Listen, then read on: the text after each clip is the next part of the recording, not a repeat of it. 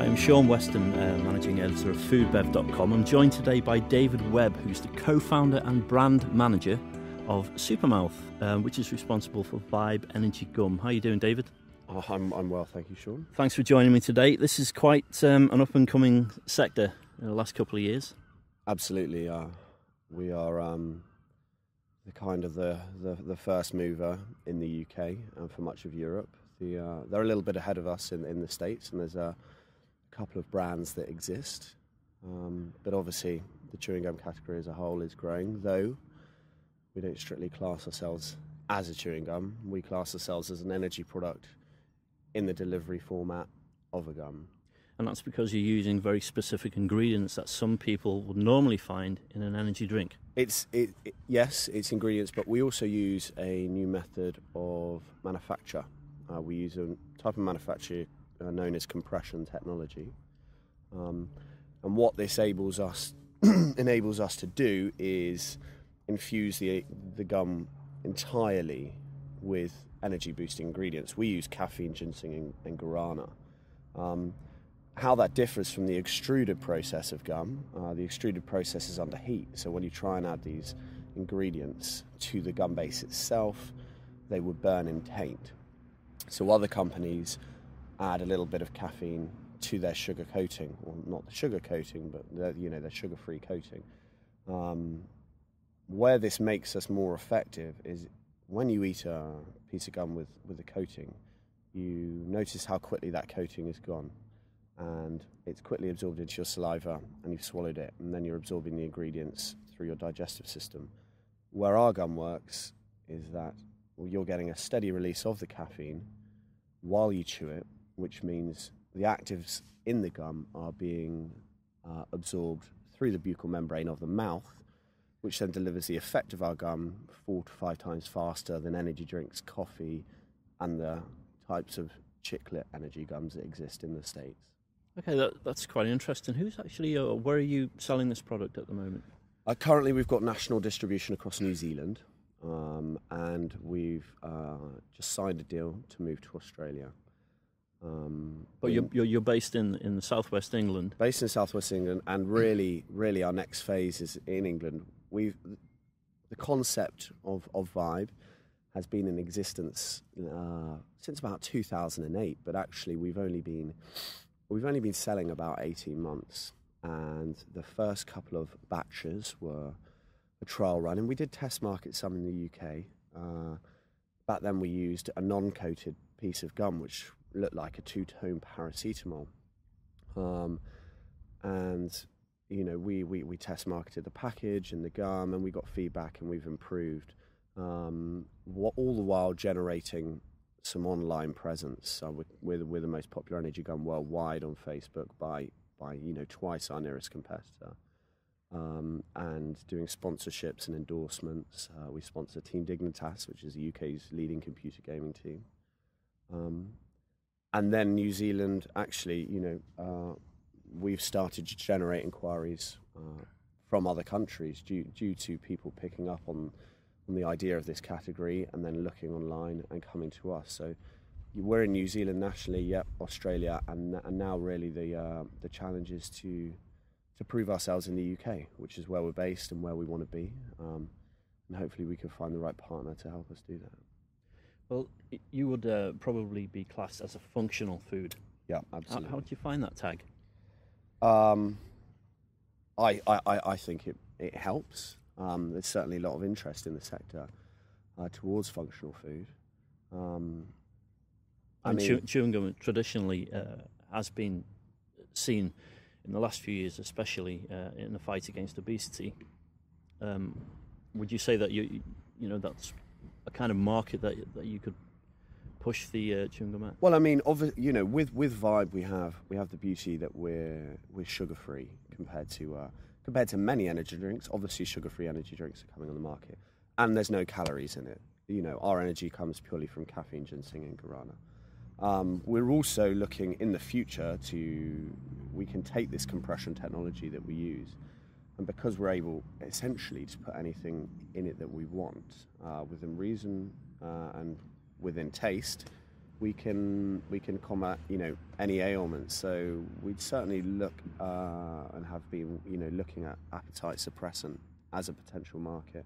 But really, you know, the core is you know, introducing Vibe and getting people to know it and know that it works faster than drinks, and to know that, you know, just one of our tube has the same caffeine power as, you know, 5 cans of energy drink. Lots of products come out with maybe one USP to differentiate themselves. We've got, you know, numerous USPs. Hopefully we can begin to grow the new market, because really we're cross category. Yeah, we're a little bit chewing gum, but that's just our delivery system. It's not our price point, and it's not our effect.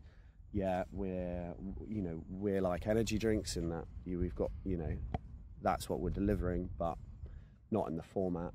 And then I guess we're a little bit in that kind of pro plus, you know, pharmaceutical sector as well. So it's just introducing ourselves as a convenient option in between those 3 markets. What's interesting, what people can't see, is the packaging at the moment, and it's in a tube.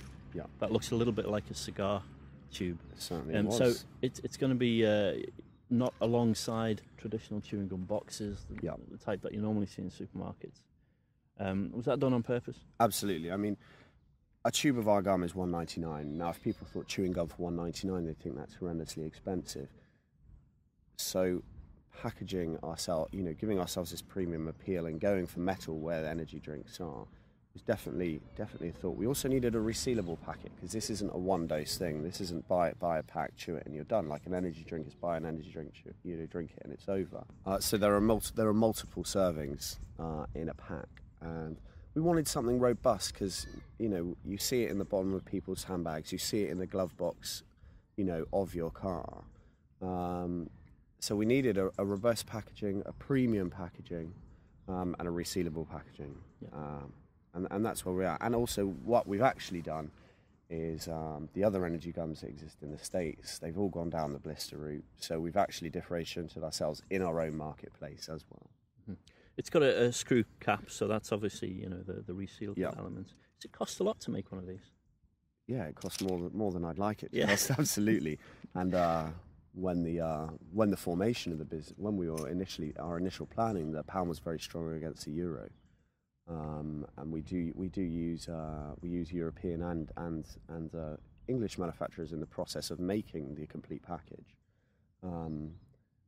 So that, you know, that's taken a toll on the margins. But obviously we're in a situation where it's a volume industry. Sell lots, make a little bit, you know, on each tube, but, you know, eventually it will make a, you know, hopefully make a nice living. But we're at the early, you know, the very early stages, so we obviously don't have the economies of scale in manufacturing that eventually we'd like to have. Okay. What about new products? So are you sort of focusing on what you've got right now, or do you have new ideas?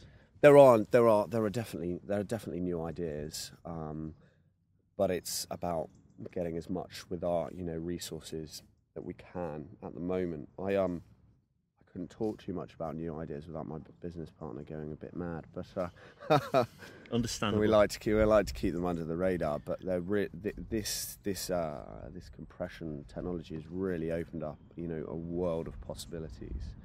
For example, I believe that Viagra's patent is about to expire, and they're going to look into moving into putting their Viagra in a chewing gum format for people to use.